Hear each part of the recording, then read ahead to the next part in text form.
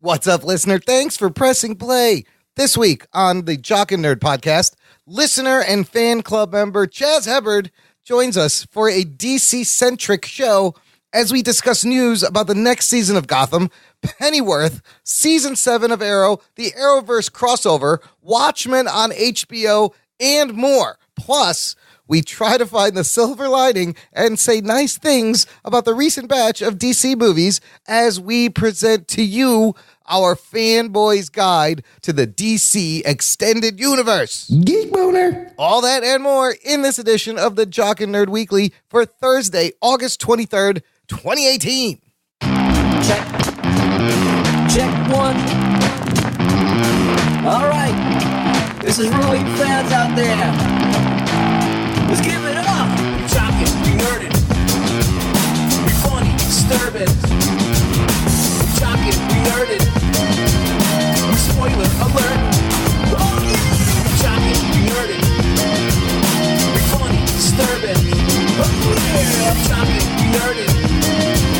We spoiler alert. Give it up one time. That's right, we're jocking, we're nerding, we're 100% nerding right here. Welcome, listener, thanks for joining us. Welcome to the Jock and Nerd podcast, giving you your weekly dose of comic book and superhero TV and movie news, reviews, and whatever we choose. Jock and Nerd. My name is Imran. My name's Anthony. He's the Jock. He's the nerd. And he's the rug boy over there. What's up, Rugs? How's it hanging? It's really hanging in a weird direction today.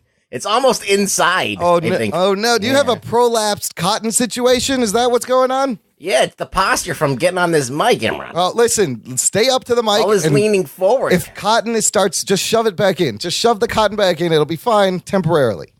I'm doing the best I can. I got tape. I got scotch tape. I got some stitches. I got everything going. All right, good luck with all that. Also joining us, very special guest on the show. I love when this happens. We have a listener turned Patreon supporter turned contributor and content creator. Oh, shit. Welcome, Chaz Hebberd. What's up, Chaz? How you doing? I'm doing pretty good compared to Rug Boy's situation right now. I think he put. Once you meet Rug Boy, you put your life in perspective. It does. It does. Yeah, it makes right? you feel a lot better. Actually, every time I come on the show, You feel not only a does lot Rug better. Boy feel better, but then I talk to Jesus. Imran, I'm like, oh my God, life can't be much worse It than could that. be a lot worse, Anthony. Oh So my God. I'm glad we can give everyone some perspective on their life. Chaz, if you're not a Patreon supporter, you would not know Chaz, but if you are a supporter, you guys already know Chaz from Jock Talk. Anthony and Chaz doing some sports bits. Anthony and Chaz came up with this idea. Chaz, you also came up with the idea for today's show. But Anthony, tell the listener how he got Chaz promoted to the main show. We're putting him Yeah. up to the big show here. Yeah, so Chaz was like me, an athlete in high school, and likes sports like me, and decided to message me and go, "Hey, we should do some sports stuff. I'll do it with you I on love that. Patreon." I love it. And I was like, "Shit, all right, I'll do some work." So Chaz and me record Jock Talk episodes, which are basically us embracing the jock portion of the Jock and Nerd podcast, not on the main podcast. Because but we don't do it here. no, so we're doing it on Patreon, and we do periodic episodes here and there whenever there's things that are worth talking about that interest both of us. So, in fact, I think Imran has a clip from one of the first episodes of Jock Talk, and this will give you like a sneak peek into what Jock Talk is like. This was a great moment. I had to pull it. Hey, shut the fuck up. I'm doing something. Man, There we go. it was riveting. I was on the edge of my seat. So look, That's the kind of content you can expect to hear on that's what Jock you're Talk. gonna get. Jock and Nerd. That's what you're That gonna was get. Chaz right there. Sign up, jockandnerd.com/Patreon. Chaz, man, first of all, thank you so much for listening, for supporting, for wanting to make content. What's this experience been like so far? Podcasting with Anthony. Like, I feel like we're grooming a podcaster here. Yeah, it's been pretty awesome. I've listened to the show for a long time and didn't get involved until recently because I was kind of scared of the internet in some ways, I guess. It's a scary place. Yeah. The internet can't fuck you. We've seen that already. Right, exactly. yeah. That's why I am not on Twitter. Yeah, good move. It's been a lot of fun. It's nice to talk to somebody else about sports, and then some people listen and maybe care what we think about it. Yeah, the tens of listeners that we do have on Patreon seem to care. So we've decided that Chaz here deserves a step up to the. I don't even know if I'd want to call this the big leagues because Imran and fucking Rug Boy are at bat all the time, and that's not big league baseball at all. AAA podcasting here. That's like worse than like T-ball. We're less independent than independent podcasts. I don't know what we are, but we're promoting you to the big show. Chaz, jock first or nerd first? Oh, so interesting. Same time, pretty much, really. Get out of here. I like that. Yeah. So one of the reasons I like DC characters so much is when I was growing up, the things that were on TV were Justice League, Justice League Unlimited, Teen Titans. So that's the shit. Not just me, like all my friends watched at that time. But then we were also playing sports all the time because I'm from a little podunk town and there's nothing else to do. So I guess kind of simultaneously. Right on. Did that get you reading the comic books also? So I had a few hand-me-downs from my dad mostly. There wasn't a comic book store anywhere near us. Oh, wow. Okay. So it was really hard to get an actual comic book. Cool. Well, look, so listener has seen the title. Kind of hinted at what the episode, yeah. Yeah, the listener has seen the title of this episode, and Chaz told me he's a DC guy, and he kind of had a great idea way back in April of 2016. If you go back and listen to the Jock and Nerd episode 96, we did the Hater's Guide to the MCU because we were trying to be all funny and different and unique. And we're like, hey, let's flip this on its head. Everybody loves the MCU, but you can hate it just to prove a point. That was a fun show. We are going to do the reverse of that for the DC Extended Universe or Worlds of DC or whatever the fuck they're calling it this week. This one, though, may be a little bit more challenging than the Hater's Guide to the MCU. I'm going to be honest with you, listener. If you are a new listener, make sure you check out our website and the show notes for this episode, jockandnerd.com/236. We'll have links to everything we talk about and how to subscribe so you don't miss a show. So we're going to be fanboys for this? Look, I want to take this word fanboy back also. This is not a bad word. It's in the most benign sense of the word. We are taking back the word fanboy because the lover's guide to the DC sounded weird. So I was like, what's the opposite of hater? A fanboy. Right. You know what I'm saying? Right on. So I get to be like Kevin Howland and just be super irrational about DC and actually like say the things that really don't make any sense and are absolutely untrue. You can know. We're going to be sincere and okay. kind of you have to come at it from somewhat of a truthful standpoint. Yes. We can't just bullshit. Exactly. I don't like that. I don't like being I'm not going to bullshit. So this is going to be very interesting. And in the news, we had a lot of DC news and I have a lot of DC TV news. Let's get to that right now. The Jock and Nerd Podcast. For the main segment, we're going to focus on the movies, but DC TV has a huge history going back decades, and that would be its own show if we were to include that. But let's start out by talking about, so we're going to love on DC later. I have a feeling we're not going to love on them in this news segment because we're going to talk about Gotham. I want to talk about Gotham. Chaz, are you watching any of the DC TV shows currently? I don't really keep up. No, whenever they come on Netflix, I'll binge most of the season. I used to watch Arrow and Flash religiously, though. Yep, me too, and I've kind of fallen off that. So Gotham is the kind of my guilty pleasure. Everyone knows this is the show of baby Bruce Wayne with all of Batman's villains and lore shoved into a time in his life when he's a kid. None of it makes sense. Season 4 ratings were not the best. Surprisingly, they got picked up for season 5. It's going to be a mid-season show, only 10 episodes. So it's a short season, and apparently they are throwing everything into this season. Allegedly, we will see the final journey of him becoming Batman, I guess, is what they're telling us. Now, set photos and rumors about all the villains they're shoving in there. There's photos of somebody that looks like the mutant gang from the Dark Knight Returns. That's sacrilege. Dark Knight Returns, Frank Miller's comic. I can't do this, Imran. Why are they putting... What? We don't have to talk nice things about it now. I'm saying... This is the news part. This is the news part. We haven't officially got to the fanboy's guide. Rug Boy's tapping out already. We're just discussing the fact that they want to throw in the Mutant Gang and possibly Bane in this last season of this crazy Elseworlds show that doesn't make any sense. Thoughts, anybody? Rugs, why is it sacrilege? Do I even have to explain this? Maybe. Dude, the dude doesn't even have pubes, okay? Yes. He can't be old man Batman. Right, the whole point of the Mutant Gang was this was the future. The whole point of the Mutant Gang is that old man Batman, like 50-something-year-old Batman, with his fucking calcium deposits and his fucking bad back and his fucked up knees has to go out and fucking fight this guy in the prime of his life. Right. Why? Now, you could say, okay, how about a kid Batman being outclassed by this guy? It's the same thing, but everybody's bigger than him. Yes. There's nothing new here. Yeah, this is crazy. They're just throwing everything at the wall. I mean, at this point, though, they've thrown all of his rogues gallery in his childhood. So it's like, They're like, what do we got left? We got 10 episodes. That's a good point. How else are we going to get, they're already past the point of no return.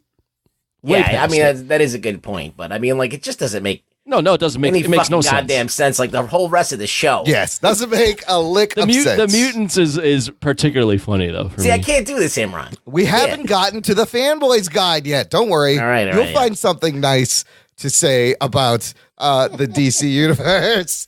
Look, I'm gonna keep watching. I watched all these fucking episodes. I'm not gonna give up on the last 10 episodes.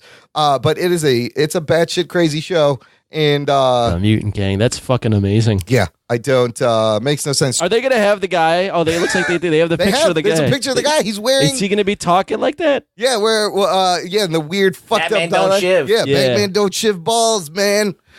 No, he's got the fucking visor. I see it. Yeah, I see it. What is going on, Chaz? Does this make you want to watch the show at all? So yeah, I watch Gotham. Oh yeah. I think I'm behind, but as long as I can keep in my head that it's not Batman, it's Earth 69 Batman. Yeah. Then I can deal with it. Nice. Yeah. That's You the see what I did there? That's the sexiest alternate Earth there is. No, that's when I watched the show. That explains why Batman had the bondage Batman costume. Why he had the gimp. That's when you watch the show. You just have to repeat this mantra. This isn't Batman. This isn't Batman. This isn't Batman. This isn't, just over and over in your head. Over and over, you'll be fine. And you can kind of enjoy the show. But I enjoy how Gotham looks, and I love all of the villains in that show are played very, very well. I mean, the actors are doing a great job. The performances are great. I do kind of love the Penguin and the Riddler, and Cameron Moynihan fucking kills it as Jerome and Jeremiah. Those three fucking rock it. They're awesome. It's not bad. And then the kid that plays Bruce Wayne is terrible. Yeah. But Alfred's okay. I like Alfred too. But Alfred, he's not a very good butler, if you really pay attention. No, he's not. He lets Bruce get into all sorts of stupid shit. Like, what are you doing, Alfred? Again with this? I don't. It's just a fun guilty pleasure at this point. Listener, do you watch Gotham? If you want to let us know, get in touch with the show. Visit our contact page on the website, jockandnerd.com/contact. And you can find a link for our awesome Facebook group where Chaz hangs out and all of our listeners hang out and the conversation continues. It's called the Jock and Nerd Nation. Rug Boy is there. Oh, yeah. He's in the group right now. So sign up. Moving on to another Batman adjacent universe show that really doesn't need to happen. Remember we talked about the show called Pennyworth, that Epics? You guys heard of Epics? It's Alfred's story. It's a prequel to like the Gotham Alfred made by the same people. And there's some more details about this different take on Alfred. But first of all, does anybody want an Alfred prequel story? No. Is this even, was anybody asking for this? I don't know. Look, I mean, so this is the Alfred from Gotham? Well, it's the same showrunners. So okay, so yeah, I'd assume. So you think they'll cast like a young ass Alfred? They're looking for someone in his mid-20s. Oh my god! To have Alfred, and Alfred's trying to reconcile the kind-hearted boy he once was with the ruthless killer he was forced to become. Oh my god! And he's gonna Thomas Wayne will be in the movie. And so they have a relationship, and he's trying. And there's a love. I don't know. I don't know. I feel like they've already used up all the villains, though. It's ridiculous. Like they could never do this.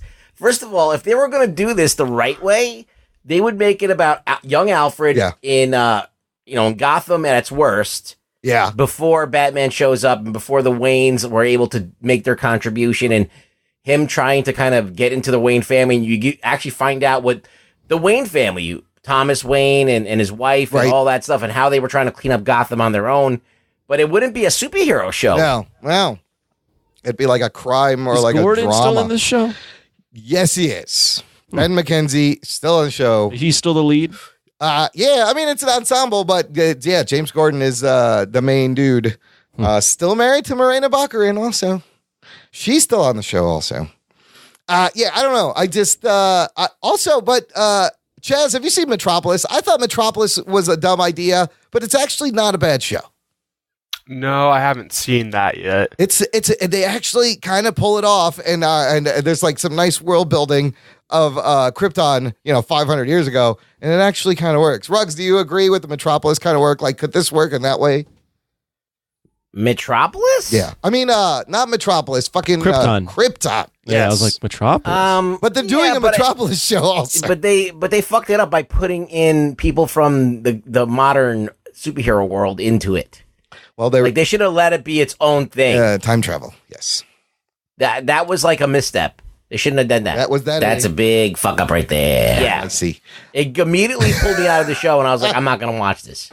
I was like, I don't want to know how it relates to Superman being there unless they wrote it in a way where it made sense. Like Superman went back in time and wanted to see what, Krypton was like, and he was secretly there, and he had no powers. That's what I said like a couple of episodes ago. But I think Krypton could have been a good idea. It's not like you can do anything if you do it right. Yeah, that's true. But the thing is that these people are so like small-minded, and the viewers are also so small-minded that they can't watch a show and have it be related without fucking shoehorning shit that doesn't belong there in there. Do you think at this point anything that's barely Batman related is enough? Like, is that what they're banking on? They're like, oh, I've heard of him. He's from Batman. I'm going to watch the show. Definitely. Yeah. It could be a great thing. It could be a great character. It could be a great story, but I know what they're going to do. They're not going to do that. They're going to do some other bullshit and put Batman villains in there that don't belong there. Like the long-lost great-grandfather of the Joker. Yeah. He's going to be the Jester or the Jerker. I don't know, whatever the fuck he is. But, like, they're going to do this stuff, and it's going to just be cringy. Like a Pennyworth and Thomas Wayne, like, teaming up together, and they're, like... they're fighting Ra's al Ghul. Yeah, or some shit like that. Ugh, I don't know. Ra's al Ghul. Bruce already fought Ra's al Ghul when he was, like, 8 in Gotham. Oh my God. None of it matters. Chaz, you said you're still watching Arrow. Did you watch last season's Arrow, season 6? No, I'm pretty behind on that too. There was some point where Arrow was kind of the least interesting character. Yeah, in Arrow, and I was like, I'm done with this. I'll agree. I watched half of season 6, and I really have no desire to go finish. And it became about the team, and it just I don't know what they were doing. So apparently, at the end of that, I'm just going to spoil. Spoiler alert. Whatever. At the end of that, he gives up that he's the Green Arrow and goes to jail. So season 7 news is coming out that their CW is going to be pushing the censorship limits on the CW because it's kind of like the Supermax, the Green Arrow Supermax story. He's in jail next to his most feared villains, people he put in there. They're saying people that we haven't seen on the show in a while. One of the quotes is like, imagine putting Batman in prison and the Joker is next to him. What would happen? This almost gets me kind of excited for season 7 of Arrow, and I may just jump back in on this season to see this, how they're pushing the censorship limits. I might check out an episode or two, but because this was like the idea for Green Arrow, his movie. Yep. Was Supermax prison. Yeah. So I don't know if that made any sense either, but glad they didn't do that. It makes more sense in the series for him to do that. But my thoughts, I guess, on Arrow are I'll probably watch it all when they finish. Yeah. But they should be done already. Yeah. They didn't tell a story. They didn't plan a story with a start, a middle, and an end. And they're trying to stretch it out because people are still watching. So I feel like they should have wrapped this up already by now. I feel like they had... Yeah, Breaking Bad went out when it was the most popular. Yep. And I think that there's something artistic to that. Seinfeld did the same thing, There's some kind of integrity to going, okay, we actually want to tell a story and finish the story, and that's all I have to tell, because if I keep stretching it out and watering it down, it's going to suck balls, and it's not going to be a piece of art anymore. I like feel The Walking Dead? Yes. Yes. That's, I was going to say, just like The Walking Dead. Oh, wait, they're still going. Yeah, they're 8 seasons. It may be a little bit too much, but I do... That should have been 5 seasons max. I feel like Arrow had a plan for a first 4 seasons, and they ran out of their plan, and they just started making shit up is the problem. Well, it's also like the show that created the Arrowverse, which has been wildly successful and now, for them. Yeah, and you use it. They're using it as a backdoor thing to introduce other characters. Speaking of which, this December they're going to do their huge crossover, right? Feature where there's Flash, Legends of Tomorrow, Arrow, Supergirl. We already talked about how Batwoman is that's what's gonna introduce Ruby Rose as Batwoman. And now they've announced that Tyler Hoechlin's Superman from Supergirl will be there, and Lois Lane will be introduced in the CW, and they're promising some epic Superman, Flash, Arrow fucking action scenes. Cool. That sounds like fun. I feel like their crossover got better from the first. The second one was better than the first one. I hear their crossovers are always, I've seen a few of them, but they're always usually okay, if not pretty good. I mean, I think they're getting better as they do them, but I think to see Superman and Flash and Green Arrow on the screen, on the small screen, doing some cool shit. Chaz, does that get you excited as a DC fan? I was excited to see Batwoman coming in. It's hard for me to watch the crossovers because I only have internet services. So they come on like Netflix at different times. Oh, you're a cord cutter, are you? Good for you.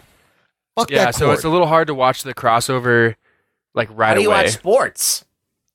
Well, I go to bars and stuff. Oh.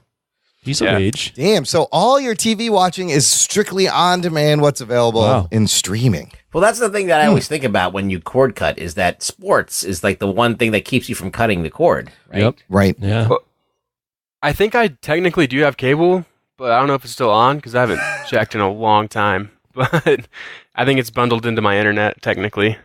Oh. So you're a streaming guy. What do you think of this DC Universe streaming service? Are you excited? Fuck Batman. Are you going to purchase this? Have you already pre-ordered this? Are you excited at all for this? Oh yeah, I pre-ordered it. Oh, you did? Really? Yeah, I did. Oh my God. They got a bunch of people. He's a real fan. Oh my Titans looks awful, man. They got. Oh, you take that back. It looks terrible. You take it back. I watch anything with Titans on it because of how much I loved that original animated show. Yeah, I don't think you're going to get that. I think you're getting blood and guts and Robin crushing people's necks. I'm watching. Probably not. I mean, we don't know. He's going to be a little bit bitter. What do you mean we don't know? We saw the trailer. He steps on some dude's neck. I like that. It's the sound effect. Yeah, it's a side of Hawk and Dove are like slicing people. Yeah, it's awesome. It's a side of Dick Grayson I never thought I'd see. Fuck Batman. So Chaz will be enjoying the Titans show, a Swamp Thing TV show, a Doom Patrol TV show that's going to spin out of the Titans, and Doom Patrol just added Brendan Fraser, the Mummy himself, as the voice of Robot Man, otherwise known as So Doom Cliff Patrol is Steele. animated? No, Doom Patrol is live action. He's doing the voice of this character. Is going to be CG. It's going to be probably some mocap, and apparently there's some flashbacks It where it'll should be be, him before he's Robot Man. It should be practical, and they should just like roll out a box painted silver. Just cardboard with like marker drawing and like and the then whole just have him talk and have like a red light on top. little styrofoam ears. Chaz, are you familiar with the Doom Patrol? Very, very little. I know almost nothing about Doom Patrol. Rugs, who can fill us in on the Doom Patrol? They're weird. I don't know too much. Well, they have Elastigirl, they got Robot Man, they got Flex Mentallo on there.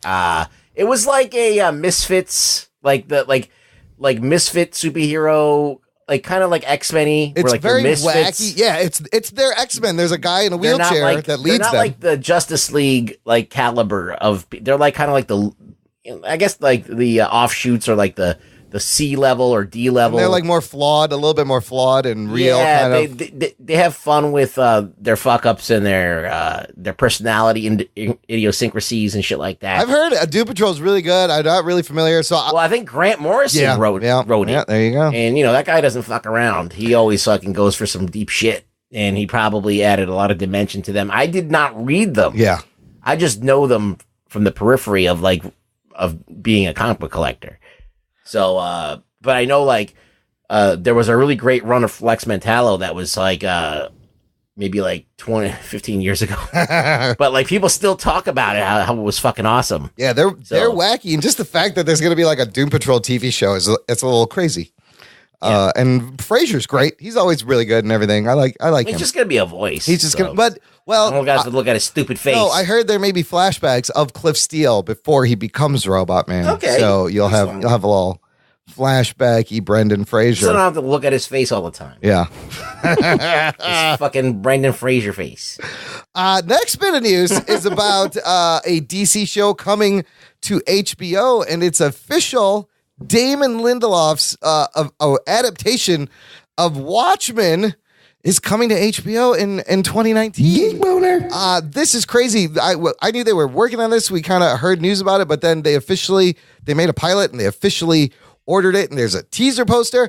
I mean, is there even a reason for this? Well, we have the movie. Yes. So here's the thing. Here's the log line. First of all, the show is set in an alternate history where superheroes are treated as outlaws. Watchmen embraces the nostalgia of the original groundbreaking graphic novel while attempting to break new ground of its own. It's not going to be an adaptation. It sounds like they're playing in the world of the Watchmen in present day. Lindelof said the issues will be remixed. He talks about it like music. He says, because the bass lines in those familiar tracks are just too good, and we'd be fools not to sample them. Guess who's starring in this show? Regina King, Jeremy Irons, Don Johnson, Tim Blake Nelson, Louis Gossett Jr., Yahya Abdul-Mateen II, and then a bunch of other people I don't really know. But that alone, that's a crazy cast for The Watchmen.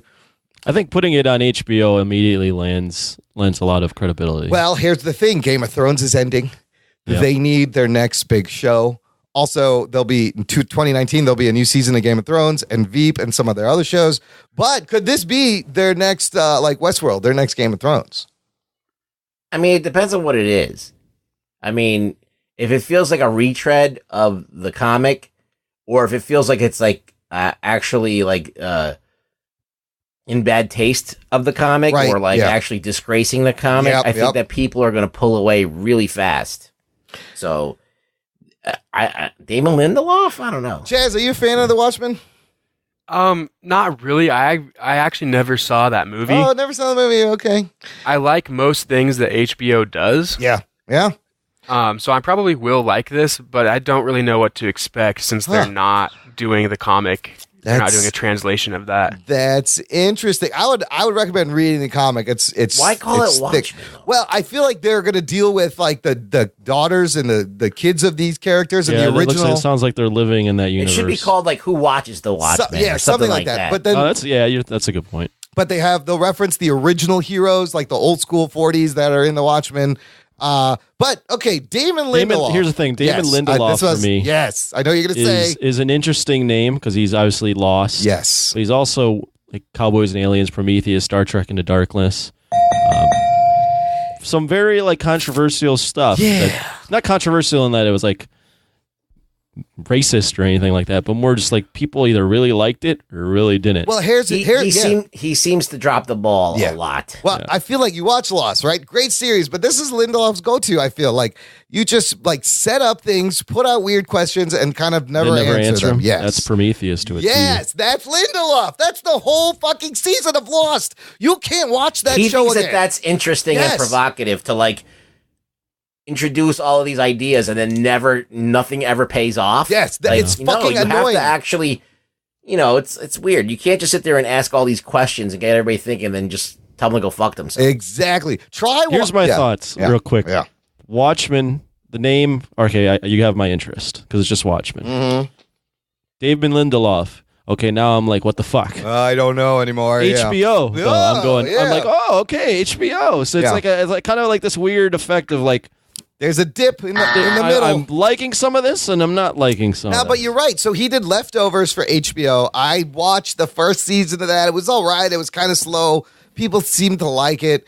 It really wasn't for me. But HBO doesn't make shit for the most part. So when HBO backs something, they're putting. Their brand is big. I mean, they're gonna throw millions of dollars on this, and they're gonna want this to be like their next big thing. They've had things that didn't catch on. Oh, absolutely. But they'll throw it out. You remember all the things that do catch on. Yeah. When it hits, they hit hard. Oh shit, it hits. So especially for us, since me and you caught up on Game of Thrones like 6 to 8 years after it became popular. Just in time. It hits. Even later on. It hits. And that will always hit. You watch that. It's like chlamydia. Yeah. It's going to hit. It'll always come back. Yeah. You never leave it. Never quite leaves you. It's just like chlamydia. Just like chlamydia. HBO, just like chlamydia. HBO, just like Moving chlamydia. On. Last bit of news. This is the only non-DC thing, but I thought this is really interesting. I am super pumped for Tarantino's next movie, Once Upon a Time in Hollywood, set around, I'm going to get this right this time, the Charles Manson, not Marilyn, Charles Manson murders of Sharon Tate. And the cast of, first of all, is nuts. But I didn't know that the character of Bruce Lee was also involved in this movie. He is just cast. Mike Moe officially joined the film to play Bruce Lee in this fucking movie. Do you think there's going to be a fight sequence? Well, yes. Here's the thing. Really? Yes. Well, there's going to be a training sequence. The reason Lee is involved in this story is that he was close friends with celebrity hairstylist Jay Sebring, who was one of the victims brutally killed by the Manson family in Tate's home. Sebring helped Bruce Lee land the role of Kato on the Green Hornet. And so Sebring also hooked up Lee with Steve McQueen. Bruce Lee trained Steve McQueen, and they have somebody playing Steve McQueen in this movie. So there's going to be a Bruce Lee, Steve McQueen training montage. I have a quick question for you guys. Yes. Because, Tarantino does his, he's had, Inglourious Bastards, which had real life people in it. Yes. But it was hyper, it was a hyper reality. Yes. Some of that stuff never that didn't happen. Yeah. So is he going to use like Bruce Lee and like these murders, which were very, very, very popular? Yeah. Is he going to make like an accurate story? Probably or is he not. going to make a hyper stylized story with Bruce fucking Lee's character in this? Tarantino is not a guy to get hung up on historical addresses. I mean, it's a really interesting idea, and you got to hand it to Tarantino for being so smart. It's like he's going to pick a time where there was a lot of cool celebrities around.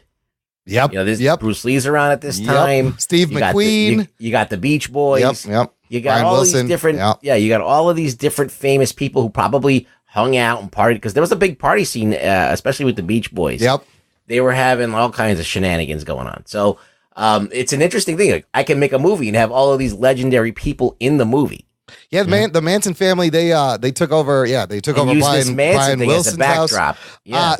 Let me read the I don't know if you read the cast. Yeah, holy shit, this is an amazing cast. Mike Moe, who's Bruce Lee. He was on the Inhumans. Yeah. He's joining Brad Pitt. Yeah. Leonardo DiCaprio. Geez, the girls from '90s must be just one like.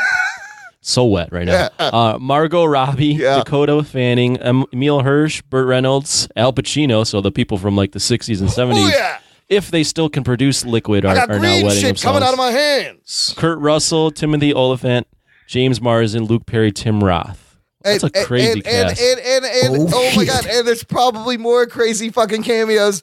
Wow, I cannot wait. Chaz, you a Tarantino fan? Are you excited for this movie? Yeah. Oh yeah, I'm gonna watch the shit out of it.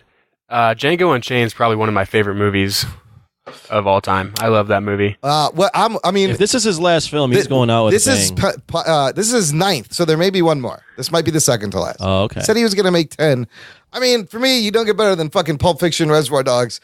That was the shit back in the day for me when that came out. Yeah, it's an interesting topic of the Manson murders. Yeah. I didn't know how. But the biggest question is, how is he going to deal with the history, and what's he going to fucking twist? If you read up on those murders were fucking horrifying. Oh yeah. He doesn't need to change history that much to make it cinematic. Right. You could just film it straight. Maybe he kills Charles at the end, like he killed Hitler. I mean, those murders are like absolute worst nightmare if like you're living at home. Like you read up on those murders, you're like, oh my God, like home these random invasion. People just came in and killed us. Yeah, they were fucking crazy, and then painted on the wall with their blood. You're right. And I think Helter Skelter, baby. It was Helter Skelter. He finally didn't he finally die a few years ago? He got married in jail. Yeah, he had a pen pal in jail and got married. Some woman wanted to marry him at the end of his life, and then he died. Wow, he died. He died like almost like November 2017. So. It was just a year ago. 8 months ago. 9 months ago. Yeah. Fuck, man. I can't wait for this. I kind of want to see that new Spike Lee movie too, Black Klansman. It's been getting pretty good reviews. Another really interesting concept from Spike Lee. But I like it when Dave Chappelle did it. Oh yeah, when he did It was the the best. black One of guy. the best He did fucking him. That's the white right. black The the black white supremacists. The black white supremacist. That's right. He didn't know he was So black. great. He already did. Yeah, it's like, what are you doing, Spike? Come on, think of something. Yeah, this is not original, but this is apparently No, it's based on a real based on story. true story. Yeah, I know. the guy did it. That shit looks cool. All right, look, we're gonna take a quick break. I'll play some promos, and we're gonna come back and actually try to say something nice about DC movies. Will we be successful? Find out after this. After these messages, we'll be right back. Good evening, ladies and gentlemen. We'll get you back to your podcasty goodness now in a minute. First, we'd like to take a second to tell you about our marginally better podcast, the 365 Flicks podcast. I am the Scottish weeding whore, Chris. And I am the Pissy X video store clerk, Kev. And we bring you the latest movie and TV news, reviews, and rants. All that and a bunch of top fives that you really will not care about. Subscribe to us on iTunes, Libsyn, and all other third-party podcasting apps. And on top of all that, you'll get free access to our indie talk. You'll hear us speaking with directors, producers, actors, comic book creators, and artists about their experiences. Don't forget to drop us 5 stars and follow us on the Facebooks and the Twitters. Told him not to go in the water. Hey everybody, this is Victoria, your dog guru, and I want to answer all of your canine conundrums, from your puppy questions to your daring dog disasters. I am here to help you restore peace in your home. In every single episode of Ask Your Dog Guru, we will answer questions from listeners, we'll offer training tips and tricks, and we'll give you advice on all things dog. Not to mention, we have some pretty cool guests. Ask Your Dog Guru can be found on all your favorite podcast apps, iTunes, and of course on Blazing Caribou Studios. So go fetch Fido, grab a warm seat on the couch, and listen to Ask Your Dog Guru. Namaste.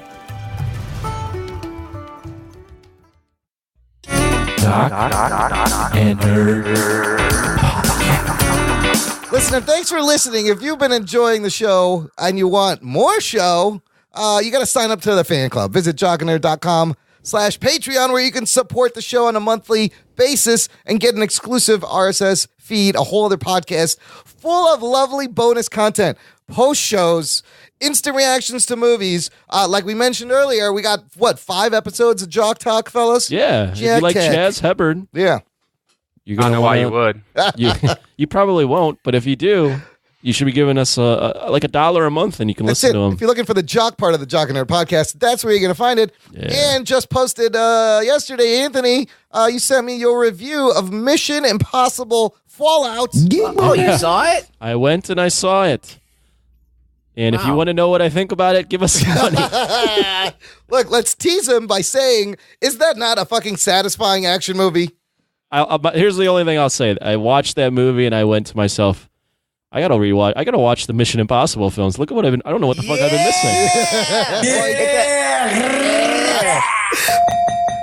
Yeah, it's a fucking sick movie. In Rug Boy we trust. That's right. Rug Boy was right. He's been trying to turn us on to the MI movies for years. That's all I got. I don't want to. I want you to listen on the Patreon. Jaslington, you seen Fallout yet?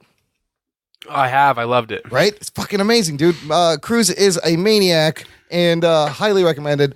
Sign up and you'll get all that stuff. Okay, jockandnerd.com/Patreon. Let's get to the Fanboy's Guide to the DC Extended Universe.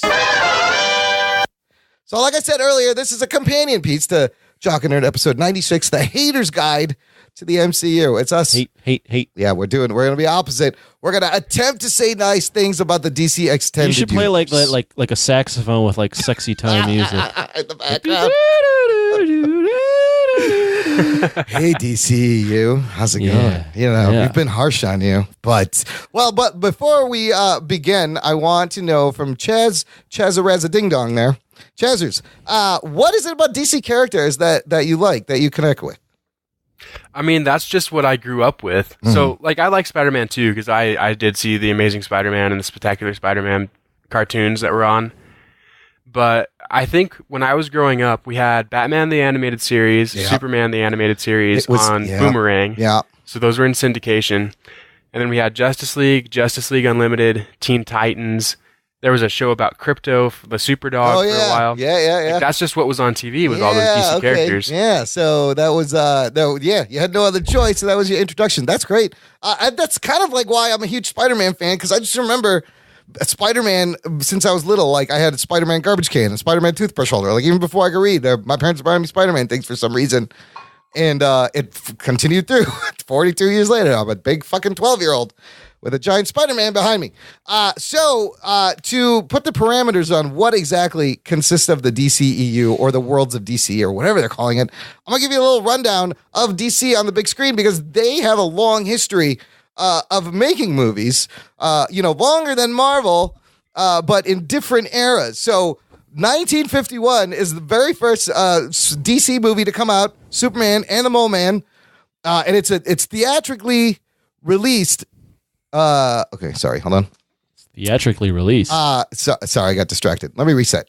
It was the theatrically released. You're not cutting that, you son of a bitch. Fine, I'll leave that in. What it was the pilot for the Adventures of Superman TV show that they released in the theater. And so then you get to really the Superman years, 1978 to 1987. Chris Reeve, Superman's 1 through 4. And during this time, they put out a Swamp Thing movie and a really bad Supergirl movie. Then in 1989, Warner Communications merges with Time Inc., making DC Comics a subsidiary of Time Warner, and Warner Brothers starts making all the DC movies. Batman 89 comes out, of course, which starts the Tim Burton, Joel Schumacher Batman years, 89 to 97. Then you move into the late 90s. There's no franchise, and they really don't know what they're doing, so they put out Steel. That was Shaquille O'Neal, right? That was like mid 90s. Yeah. Late, and then Catwoman, early 90s, and then Constantine with your Keanu, and it isn't until 2005 Chris Nolan releases Batman Begins. We get into some really good Batman years, 2005 to 2012. Oh, but during this time also, they're putting out V for Vendetta, which I still have not seen. I heard it's very good. I need to watch that. It's long, but it's good. It's long. Superman Returns, which is a mixed decision on that one. Watchmen, right? So now we got the first Zack Snyder DC movie in the Nolan years, and then they put out Jonah Hex and Green Lantern, and we all know how that turned out, which brings us to the shared universe we are going to try to say nice things about in this episode, the Snyder years, the DCEU, whatever you want to call it. The hell. Yeah, whatever you want to call this, 2013 to present, which consists of the movies Man of Steel, Batman vs. Superman, Suicide Squad, Wonder Woman, and Justice League. Jeez, this is going to be really hard. So it is going to be challenging, and Chaz, but I can say nice things. Chaz, you're our guest. This was your idea. Why don't you kick us off with what does DC do right in these 5 movies in this last shared universe? All right, well, I just want to let all the listeners know that I suggested this before I really thought it through all the way, probably. I went back and watched a few more of these, and it's a lot harder to find shit to like than I thought it was going to be. One thing that I do think they really crushed it on, though, is the casting. I don't think they really casted a main character, and I was like, oh, that guy sucks in that role, necessarily. Some of the characters were written weird and had little problems like that, but I thought their casting, for the most part, was pretty great. And all of those movies look really good until the big third act CG nightmare that they got going on. Well, let's start with the casting. I will agree. Like, they got us this badass Wonder Woman. Gal Gadot is this bad. She's perfect as Wonder Woman. You couldn't. And I want to throw in they casted Gal Gadot, and there was they got a ton of shit for it. And they didn't really buckle, and then they went with off, it. Yeah. Ruggs, what do you think of the casting? Can you say the casting is something DC does right? For the most part. I mean, I don't like Ryan Reynolds as Green Lantern. But we're not talking about that. We're talking about the last 5 movies. In this era, yes. You're talking about these the Nolan era? The Snyder era. Man of Steel. Yeah, we're getting real. We're making this as difficult as possible. Man of Steel through Justice League. That's what we're talking. I wouldn't say that it's been terrible. I mean, I would have liked a Aquaman that looked like Aquaman. Right. Nothing against Jason Momoa. Yeah. He's fine. But I mean, I would like to have, and I think he might transition into that in the Aquaman movie. Yeah. But I mean, for the most part, their casting's good. I mean, Affleck as Batman, it was a little questionable, but still worked out pretty well. Gal Gadot as Wonder Woman, surprised everyone. I mean, she was a little bit on the thin side, and she did what she could to kind of fill that costume out. And I think that people are now used to her being skinny, and they're not questioning it. Yeah. So once they got over the hump, I think they're clear. Could they one day? Do you think they could ever recast Wonder Woman to another person?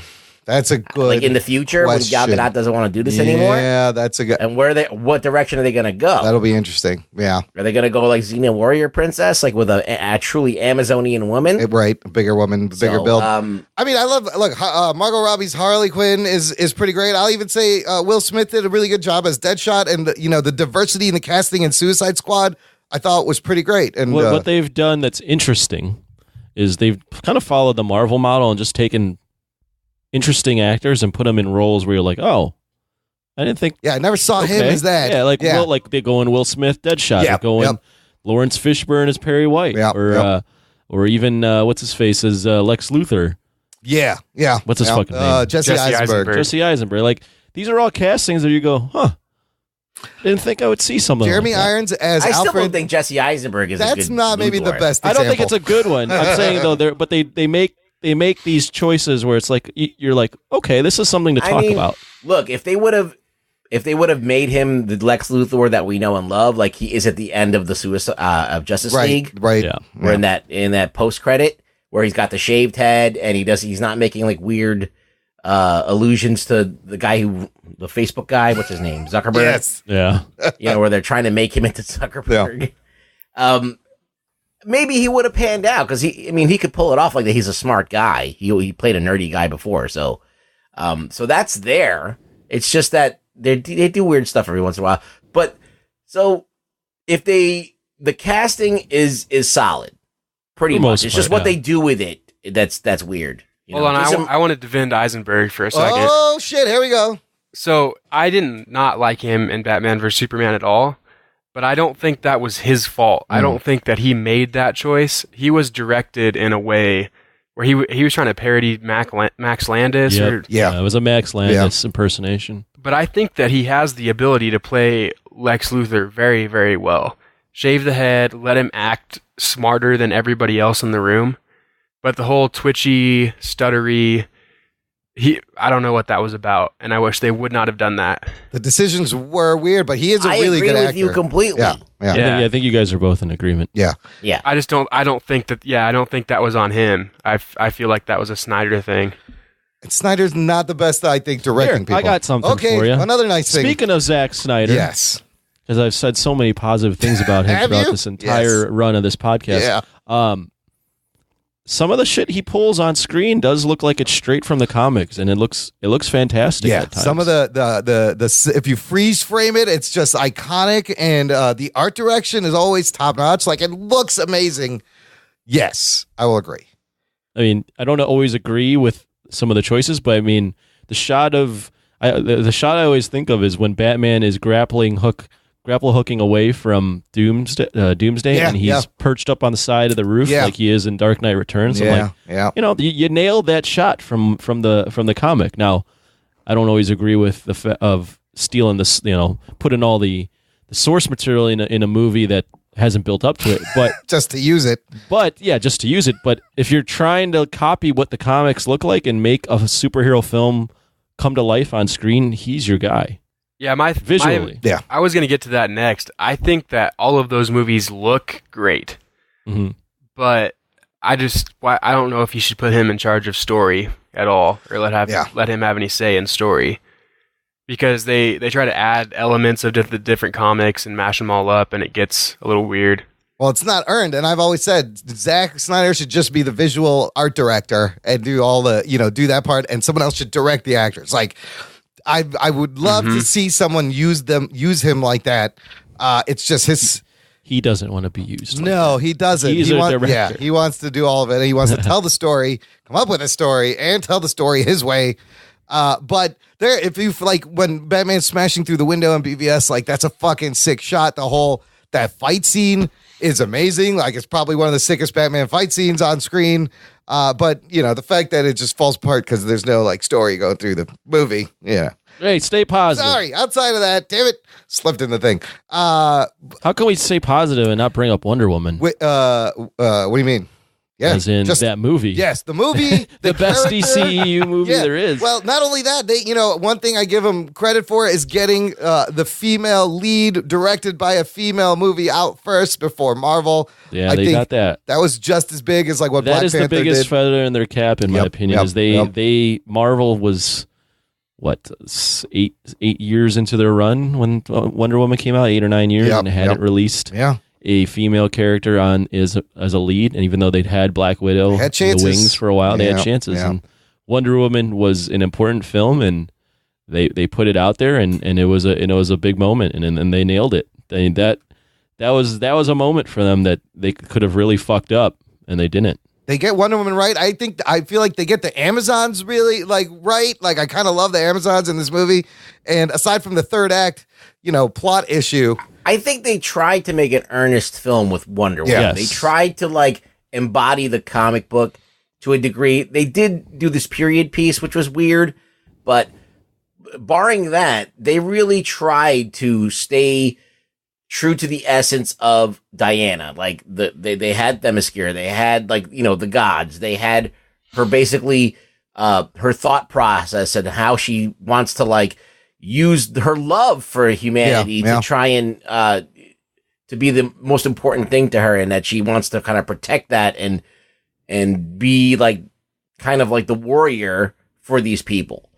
So I think all of those things are hitting right on the head. They're nailing it with Wonder Woman. So I think that when they do that, and it works in context, and she's immortal, she can be in that time in World War I and still be young in our time. So it all works out. They thought about it more than they did some of the other things with Zack Snyder, where he had more basically control over throwing this and that stuff out. So I think that Wonder Woman's their strongest thing when you compare it to the comic books and the essence of the comics. I mean, they also, in Wonder Woman, had a moment in there it's going to live forever in terms of superhero No film. Man's Land. Oh yeah, when she comes out on No Man's Land. No Man's Land.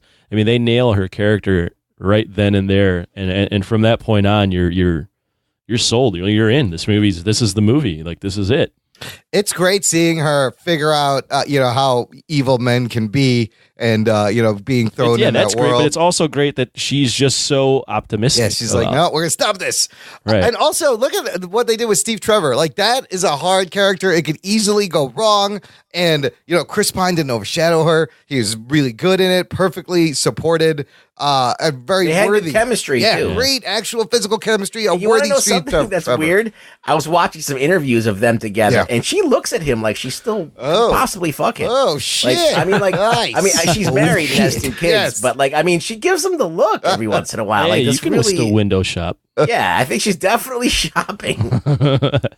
So there was chemistry. It wasn't like they had that, and not every movie has that where the 2 leads are having that chemistry. So it's cool. It's cool that it was in that movie. I'm going to use Wonder Woman to segue into another thing that I really like, and it's the music in a lot of these movies is pretty epic. From Man of Steel, with Hans Zimmer doing Wonder Woman, her iconic theme.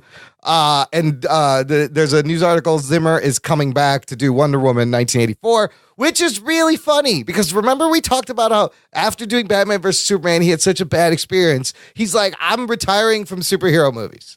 I don't want to do these anymore. Apparently he misses it, and he's coming back to do Wonder Woman. Why would you not want to do superhero movies? I don't know. I think that they're so iconic, and those themes are if you do them right, they become they live forever. They'll live forever. And I feel like that Wonder Woman theme, you can add that to Danny Elfman's Batman theme and what's his Superman score. What's his name? John Williams Superman score. Chaz, what do you think about the music? Does that stick out to you in these 5 movies? Yeah, it's really good, especially in Suicide Squad. That whole soundtrack kind of fits that movie very well. It's a little dated, and I don't know that soundtrack that one. I'm going to have to respectfully disagree. Oh, really? Yeah, that purple I think they're just copying Guardians. They tried to, and it just seemed forced. But I'm not gonna be negative. Remember Purple Lamborghini? Purple Lamborghini. What the fuck was that? Okay, well, maybe not that one. What the shit was that? I have to say though, if it wasn't for Suicide Squad's soundtrack, that song with Skrillex and Rick Ross going to be playing at the EDM shows that I go to. Yeah. And when that song does play, it gets pretty turned up. So thank you, Suicide Squad. That soundtrack made a lot of money. So yeah, I might have to go back and look at it because I thought it was pretty solid, but maybe from the maybe not. Maybe I'll just go fuck myself. If you're looking at like putting together different songs for a movie, I feel like that they went to this well that everybody's gone to. An unoriginal well. Yeah, they didn't try. The great hard thing enough. about Guardians of the Galaxy is like they went to songs that were obscure and made them popular. I mean, when's the last time you saw Mr. Blue Sky? Yeah, you never hear that. Yeah. I mean, I love that song because I like ELO, but like not everybody's using Mr. Blue Sky, so it's like using Queen's most famous song of all time. Well, they did. That was the thing that bugged me is like when they were the helicopter scene and they were playing like Stay Positive. All right, never mind. It was. I can't do that. I can't do it, Anthony. I can't. However, I will say like we're talking about like in terms of the score and the scoring of the movie. I enjoy the scores to a lot of these movies, and I think it does work. I got another one. Yeah. Although he's been directed the wrong ways, I think we saw hints of what he could be if he was given the right proper direction. I think Henry Cavill is not a bad Superman. He is not. I think he's good. He's very good. He just hasn't had the chance. I think there was a good start with Man of Steel. Was probably like it was not a bad start. It had a few dumb choices and character issues, but Cavill nailed it. It's just what they made him do and how they made him act. That kind of, but I'm referring to like Justice League specifically when he, when he comes in and he goes, I believe in justice, but I also believe in truth or something like that. And it's like it's very earnest. Yeah. Like that's exactly what Superman. When he finally when he finally snaps out of his weird does funk. The Superman, he sounds like Superman, and I really hope they give him a sequel. Like he deserves a shot to redeem the Superman. I enjoy digitally removed Mustache Boy. You did in the Justice League. Yeah. I started watching. Wow, that's a huge lie. Oh my god, I started watching that movie again, and I didn't finish it. But man, that lip is just. I didn't enjoy the lip. But what I'm saying is Henry Cavill is a good casting for Clark Kent. Yeah, I mean. He is a good. I think he's a good Superman. Yeah, I think that they should stick with him. I just think they should get someone who can write Superman properly to write the script. There you go. My problem with him is he plays Superman pretty well, but Clark Kent is just too hot and not nerdy, and he still feels like the alpha in the room all the time. So that's a little bit of a problem. I didn't like his Clark Kent much.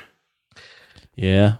But as Superman, it's hard to make a guy that's Superman. 6'4" though, right, with broad shoulders.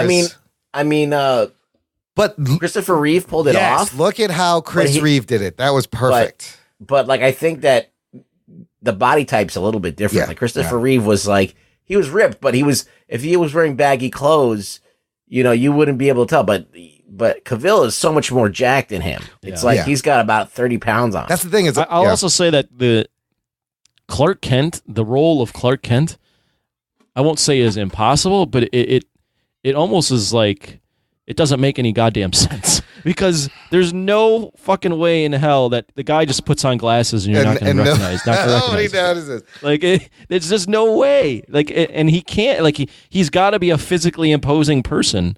And when you're that big, it's hard to not stand out in a room. Nobody notices. Look, as far as Man of Steel, I will say I do enjoy how they handled Superman as an alien. How they really made you feel for him that he's isolated. I mean, I thought Man of Steel accomplished that. That's why it was a good start. And it taps into the immigrant story. So the Clark Kent bit you can kind of let go because you do see him more as just. They should have made him a little bit more disheveled. And like a different kind of guy, like the straight-laced, super nerdy guy in a suit. I don't know if that works.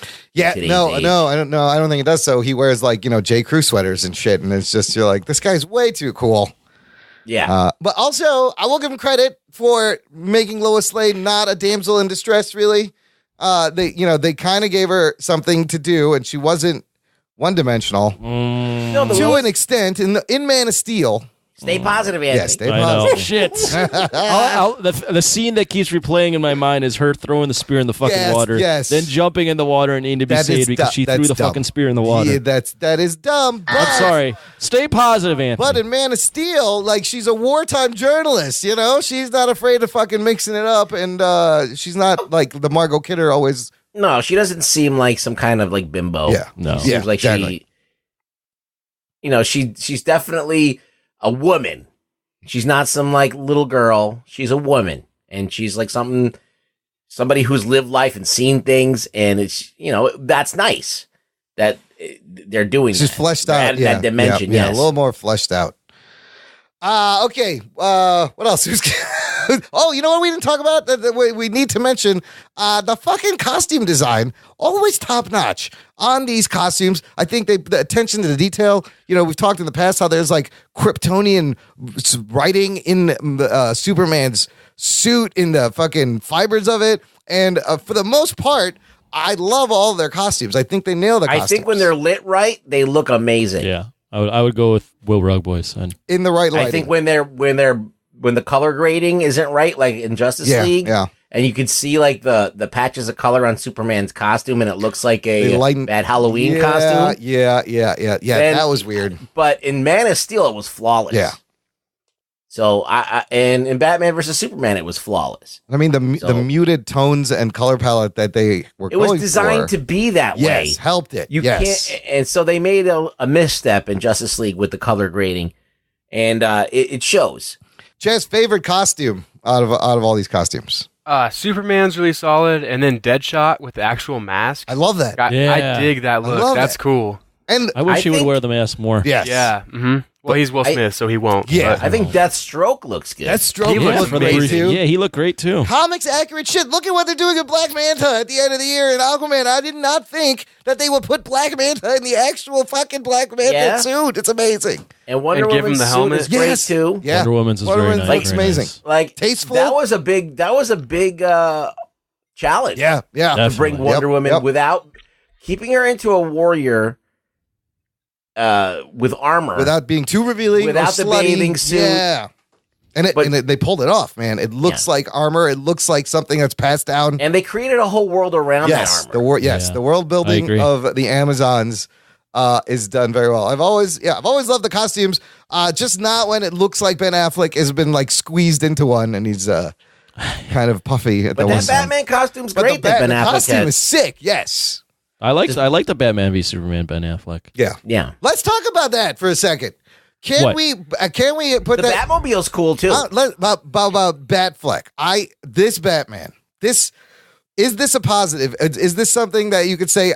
This is not a bad Batman. I think it's not a bad Bat. I think he did a good job with what he was given, Ben Affleck as the Batman. Is this a plus, a pro, or a con? I think suit wise. Yes. The fact that he's 6 foot something. Yeah. The fact that he was kind of jacked in Batman versus Superman. Yes. All of those things. I think that visually, it's one of the best Batmans ever. Yeah. Ever. Yeah. Like better than any Batman Begins. His chin is good. It works. Everything. I mean, as far visually, great. Now, that's all I have to say. What about there you go. That's good. What about his Bruce Wayne though? What Bruce about Wayne's his Bruce fine. Wayne? Yeah, he's fine. Bruce Wayne's fine. It's not bad as Bruce Wayne. It's just the actual content of the movie. BVS. You have to take that into Chaz, where would you rate this Batman in all the Batman? I liked Ben Affleck a lot more than most people did. Okay. I thought he looked good in Batman vs Superman. Then in Justice League, you can definitely tell that he was not working out doing this. He wasn't doing shit the same way. But in Batman vs Superman, I think he looks good. He fills the suit out well. I like that suit. The thing that never made sense to me with Batman is why the fuck would a ninja that's trying to hide in the shadows wear a yellow thing on his chest? Yeah, good point. So I never liked that emblem. I like the just darker, the all black. Yeah, the darker suit's better. And then I liked Affleck's quite a bit. I give Ben credit. I'll echo what everyone's saying, but in BVS, he put in the work in the gym. Oh, to yeah. physically fill out that you can see costume. it. Yeah. He's doing CrossFit. And B, I think they used some CG shenanigans. they might have, but there was also a shot of him pulling the fucking tire with his shirt off. Yeah, I think that's where the CG's kicking up. Well, whatever they did, they nailed it because they wanted to make a Batman that was imposing and fucking intimidating. And he was physically intimidating. And he was, like, the way they showed him initially where he's just in the shadows and he's crawling, up in the ceiling. Like, that's kind of the scary Batman you always wanted to see. I even kind of liked in the beginning of Justice League, that whole parademon scene.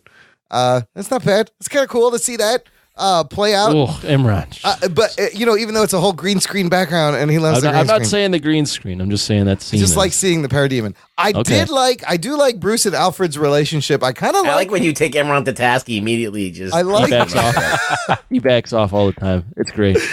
I have a spine made of jello. I like Alfred and Bruce's relationship a little bit. That's it works for me. It's different. It's not your Michael They're trying Caine, something different, yeah. but they're trying something different. I mean, he's basically just calling the shots. Yeah, he's loyal, but he'll jump in and do the shit. No, I'm saying like Alfred's like manning the mission. Oh, right. Yeah. Alfred's his like guy. He's the guy in the chair. He's the guy in the chair. Guy in the chair. I'm the guy in the chair. I'm the guy in the chair. Can I be the guy in the chair? Chaz, what else you got? What else did they do right?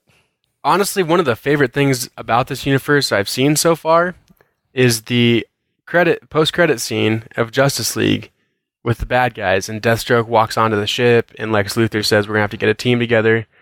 Like that, even though I just watched something I wasn't crazy about, I got pumped again. Isn't that sad? Next movie. That's like the best part of the whole movie. That's a movie that we're probably never gonna get. Yeah, so that post-credit scene really dangles something for you. Dangles a carrot for you to like be like, hey, I'm gonna come back and see what happens. Maybe they have a plan after all, which they don't.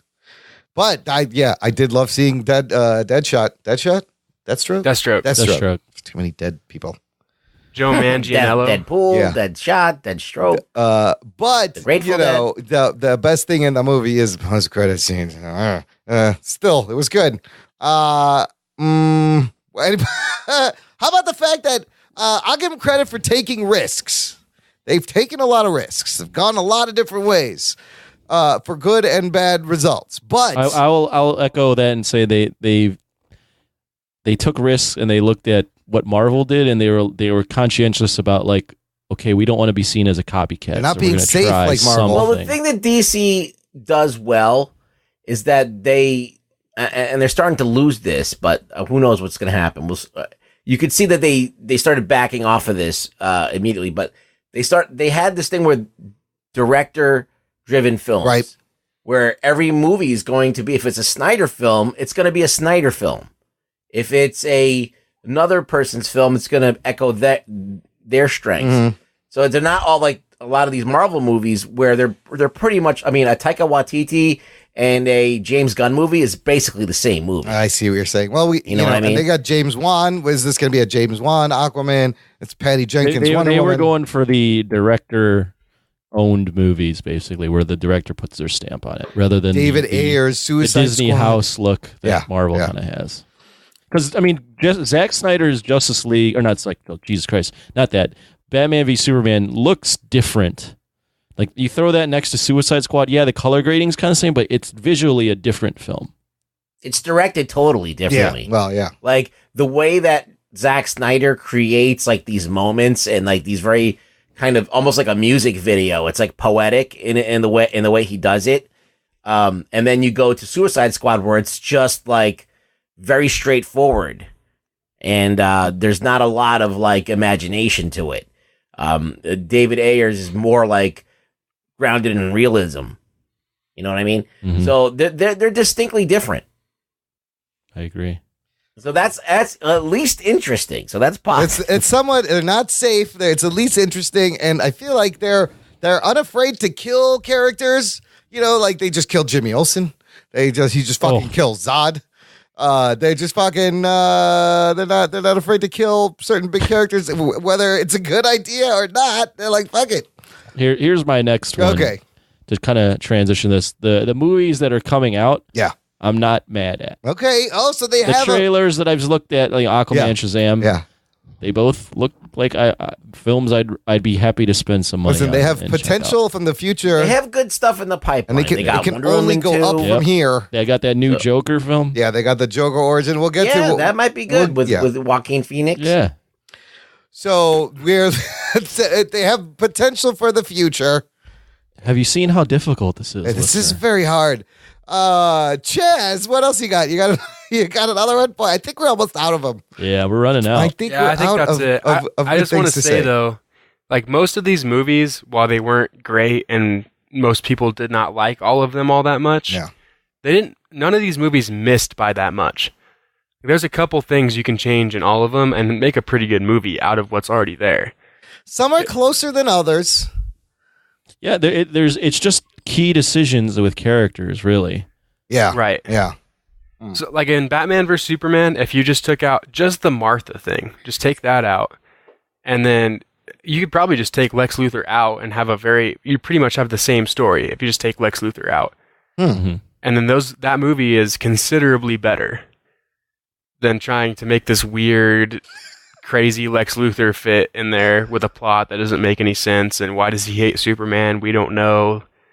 And then if you just take the stupidest reason for those two to stop fighting ever. Yeah. Just their moms have the same name. If you take that out, that movie is considerably better. But that does improve the movie dramatically if you take that out. But yeah. And then with Wonder Woman and Suicide Squad, you just take out the trash floating in the sky, stupid CG villain. And that's the end of all of these movies are exactly the same. So at least they're consistent. Is that a positive?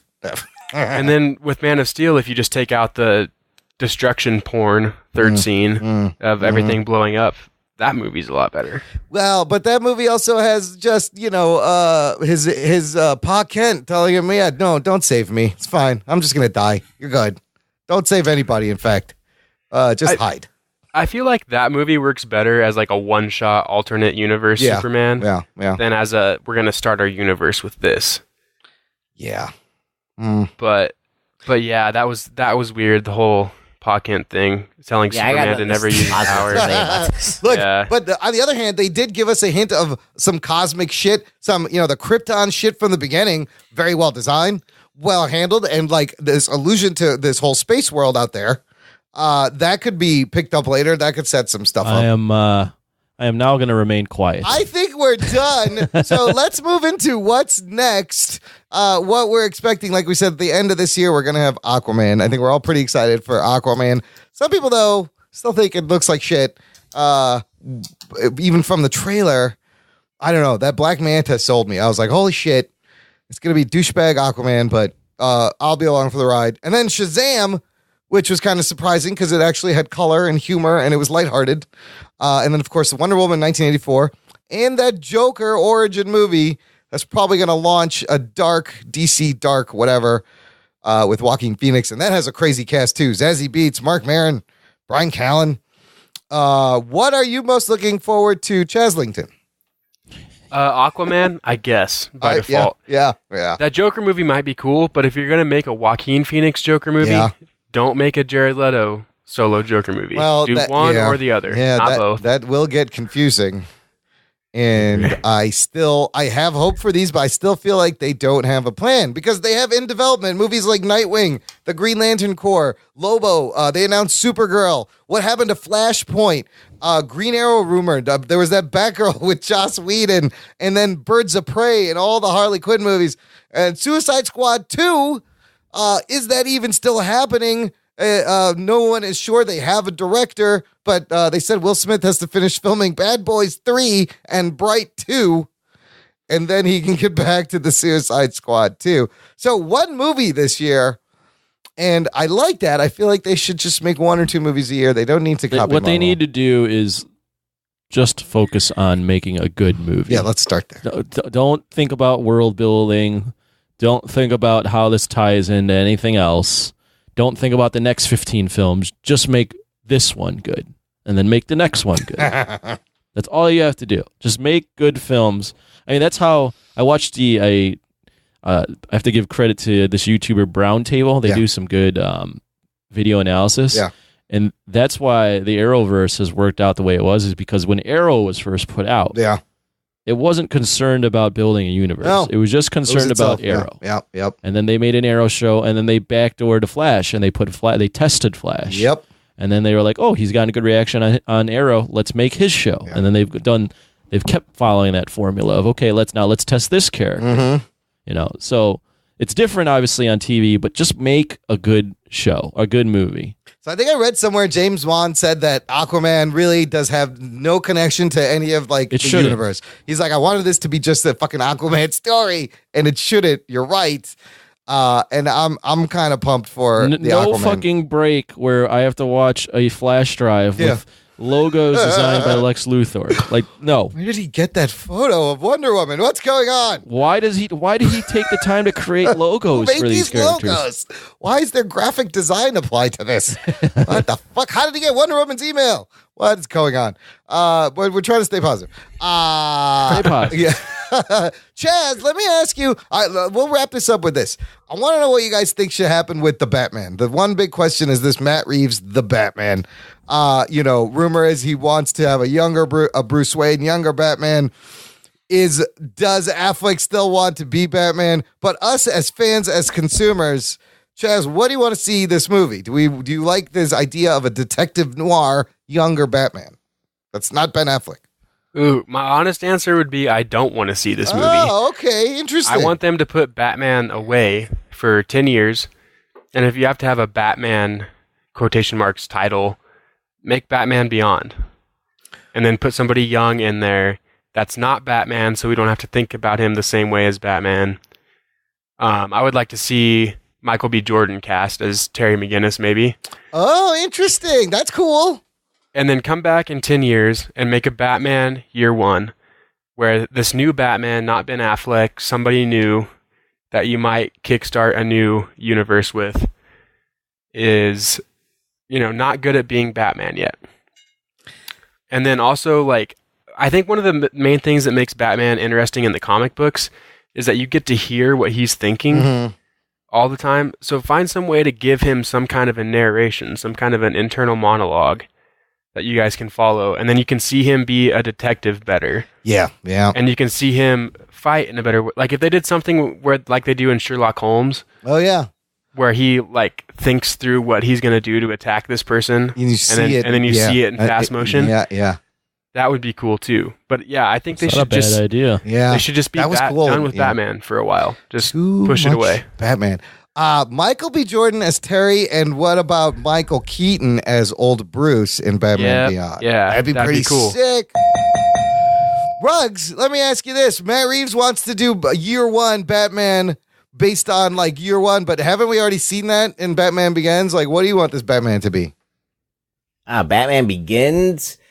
It was an allusion to Year One, but I think that Year One is a much more complex story. You could still do that story. I don't know if they should do it, to be honest with you, because they've already set the narrative of his origin, and I think that what they did was fine.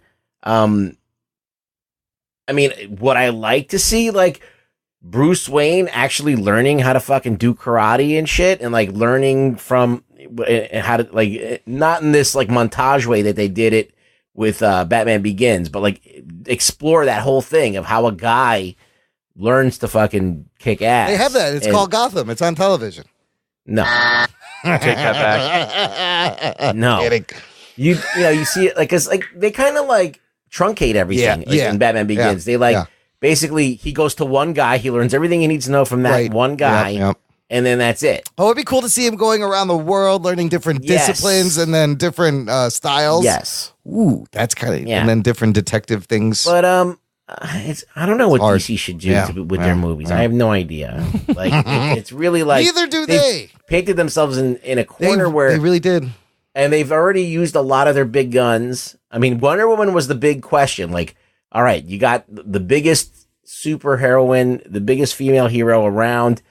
How do you bring it out? And they've brought it out. Yeah. So they just got to focus on making good single standalone character movies, and then I don't know. They got a hard on for the Batman. they got a ton of characters that are interesting. Yeah. They got like Vertigo characters. They got so many characters that are interesting and they could do stuff with. The Teen Titans are being on TV. I think they should have done a movie. But they haven't really established the main characters that are they're the legacy characters, or a lot of them are. With Robin and Nightwing, they haven't even gotten into Robin and Nightwing. They should do that story. I don't know. It's There's a lot of stories to tell. Look, only time will tell. Walter Hamada is now, trying to change course, and hopefully he can make some good decisions and he gets it. It's not hard. Hopefully they'll figure it out. But all right, it was a good attempt, Chaz. Thank you for the idea. We tried our best. We did our best. And I think that's about as best as you could do, DC. And everyone knows this. I got a couple of things in the mailbag. Blake Braden posted this on our Facebook page. This is really great. He did a lot of work. We're always talking about how many streaming services they're going to be. And if you really want to cut the cord like Chazerton here, what is it going to cost if you want to watch all your fun nerd shows? And I never really sat down to put everything together. He did. Real quick, here's the rundown. If you want to watch everything and have a cord cut, he puts internet service $50 a month. Okay, AMC Premiere $5 a month. Netflix is going to be $8 a month. Fox FX another $6 a month. Hulu $35 a month or $8 a month if those CW shows go to the DC service. Then you got HBO Go, which is $15 a month. CBS All Access, another $10 a month. The Disney streaming service is $8 a month. The DC Universe streaming service is $8 a month. Cinemax, I don't know why you need Cinemax. Outcast is on there if you really want to watch that, $10 a month. Total cost, without rounding up, $167 a month. Is this any cheaper than having cable, is my question. Not if you have everything. Not if you have everything. Chaz, how many of these things do you have, and do you see yourself picking up new ones?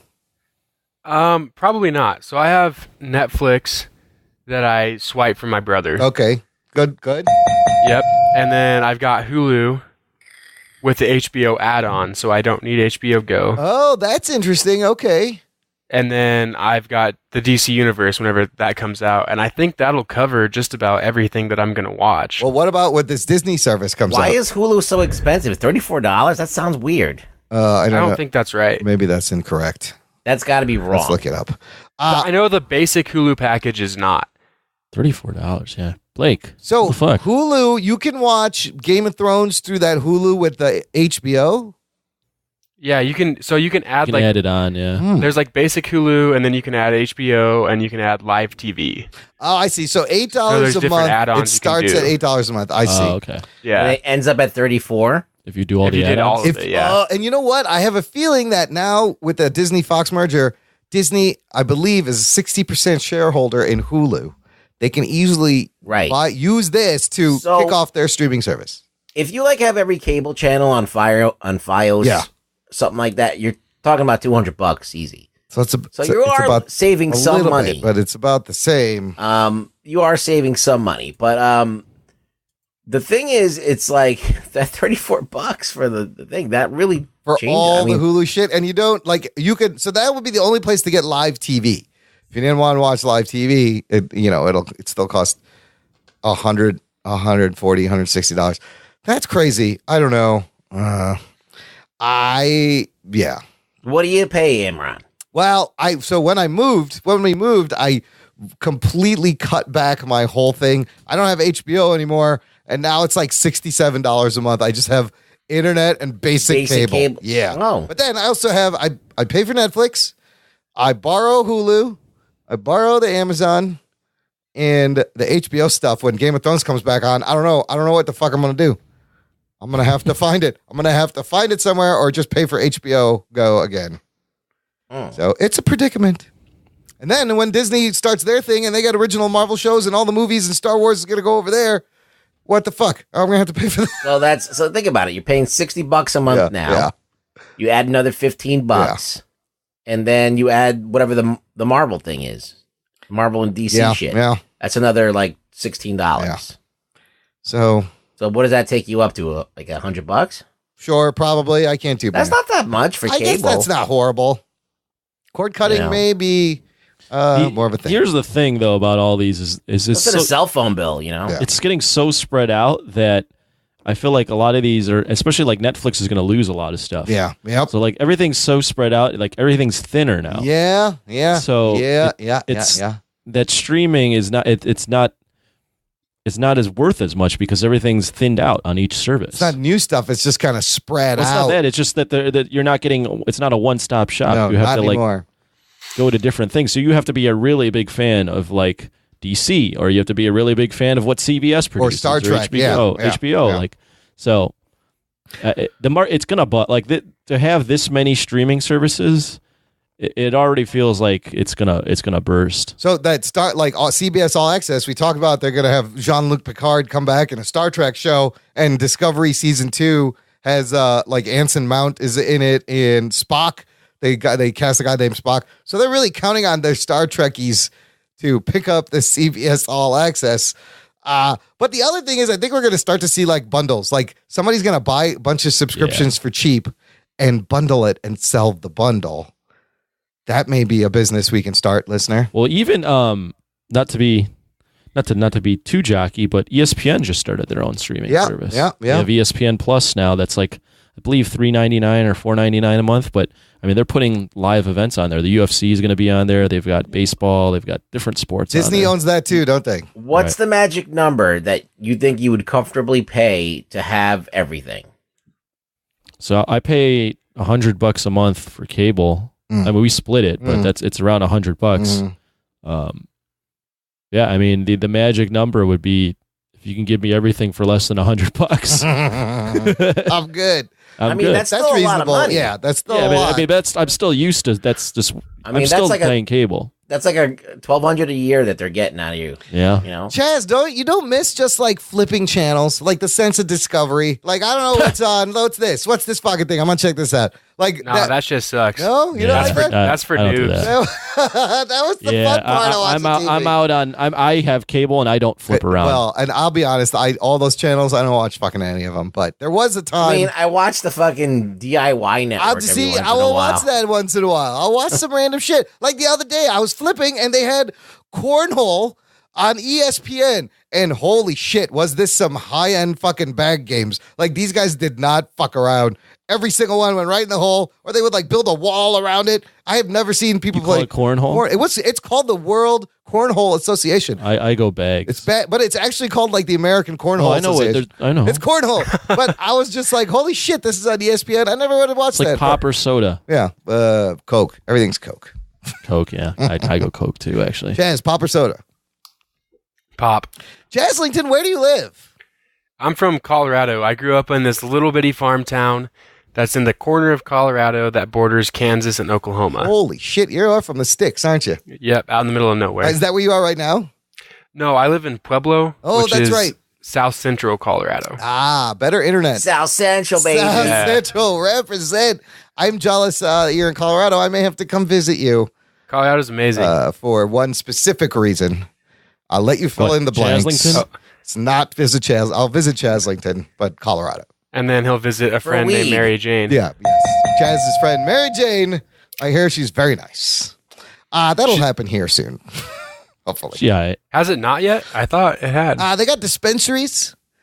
Here we have them? Yeah. Oh, yeah. You can go to a doctor and get a thing and go to the dispensary. Absolutely. It's not quite recreational. But see, I was gonna say when I went to Nevada, it wasn't like that. That's different. I went to the store. Yes, that's what I'm waiting for here. We don't quite have the store yet, but I just gotta find my Dr. Feelgood. I gotta find me a Dr. Feelgood who will write down the right words on the right piece of paper for me to visit these. You know someone? Yeah, it's not hard. Listen, my back hurts. My back hurts. That Give me laugh. My Grips knows what I'm talking about. Okay, well, one last piece of email from Joey Austin. He says, I'm a week behind podcast-wise. A lot of people seem to be behind. It's fine. It's the summertime. Take your time catching up. I'm a week behind podcast-wise. I really think Jock and Nerd needs to have their own movie awards. Jock and Nerd. I call them the Stanleys or Stan Lees. Best movie, best actor, best TV show, best director, best geek boner. Geek boner. Moment, best fight scene, best costume design. The possibilities are endless. I would suggest the nation nominates with Jock and Nerd executive nominations with the podcast crew picking the winners. Just a suggestion. I kind of like this idea. It's fun. It's a lot of work. It is a lot of work. So that's the thing. It's a lot of work. Nation, if you present us with nominations and categories, we could pick out winners, but it is a lot of work. It's like producing like the fucking Oscars. Here, let me do a I'm going to go off topic. Okay. But it's not on the show notes. But I got to give a quick shout out to the members of the National Felty League. What? That's right. Our fantasy football league just conducted its draft. Oh, shit. Okay. I got a quick shout out. Chris Williams, Daniel Nosker, Jess Rivera, Joey Swintek, Jose Gonzalez, Matt Miller, Matthew Lawrence, Ray O'Neill, Raymond Swanson, Roberto Rivera, me, Bill Vincent, Blake Braden, Chaz Hebberd, Chris Williams. You guys are all in the league, and it's about to be on. I'm pumped. Yeah, me too. We are fighting for stickers in the National Felty League. The NFL, the National Felty League. I love it. Suddenly you got my attention. Yeah. Okay. Nice. Well, Anthony, I'll let you handle the updates at the end of the show as the season progresses. I will update. Good Our stuff. draft was very well attended. I mean, half the people weren't there. Three other people, including myself, just auto-drafted, so the enthusiasm was just overflowing. Sounds like an amazing event. Sounds like what Jocks do. Yeah. All right. Well, at least Anthony, you like set your shit to auto draft, so it automatically just did it. If you were a person that just didn't show up and we had to wait 2 minutes for your computer to auto draft, fuck you. There you go. Gotcha. I have no idea what any of this means, but it sounds like a lot of fun. Auto draft.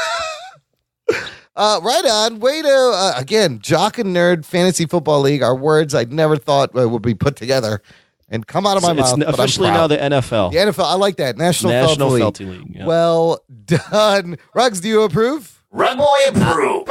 Hey, I feel like that's good. I feel like I like to be involved even though I'm not involved. There you go. Right on. All right. Well, look, that's the show, man. Chaz, thank you so much. Congratulations coming up to the main show. You're welcome back anytime. Do you have anything to plug for the listener? What do you want them to do? No, I don't have anything to plug. You're supposed to tell them to sign up for the Patreon. Oh, yeah. Sign up for the Patreon. You can listen to me and Anthony talk about sports shit with sincere opinions, not just bullshit that we're trying to create for ratings. So that's cool. Yes. And then you can hear us compare tequila to concussions. There you go. Oh, tequila and concussions. I like that. Yeah, similar. The effects of similar. tequila are very similar to a concussion. Oh, I see. Okay. Wow. So I kind of know what it's like to get a concussion, I guess. Yeah. Drunk a lot of tequila. Ruggs, where can the listener find you online? You can find me online. No, you can't find me. No? Well, you can find me in the nation. And you can find me on Twitter at ReallyRugBoy. That's right. Join the Jock and Nerd Nation. You can find us at Jock and Nerdcast on Twitter. Make sure you subscribe. That's how you get new episodes delivered automatically right to your device. And of course, as always, tell a friend. Spread the geekery. Let's grow this kingdom of felties and just nonsense. Thanks for listening to the Jock and Nerd Podcast. My name is Imran. My name's Anthony. He's the Jock. He's the nerd. We'll peep you next time.